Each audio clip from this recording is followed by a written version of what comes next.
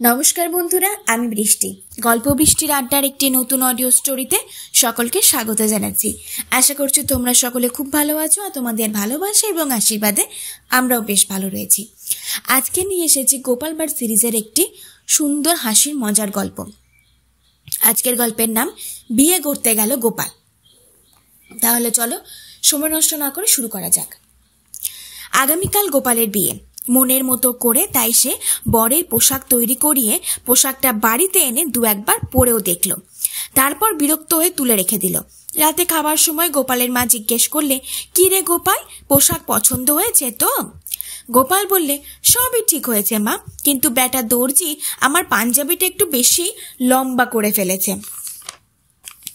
পরদিন সকালে গোপাল বেরিয়ে গেল কৃষ্ণনগর বাজারে। মায়ের হঠাৎ মনে পড়ে গেল কাল রাত্রে গোপাল বলেছে তার পাঞ্জাবিটা বড় হয়েছে।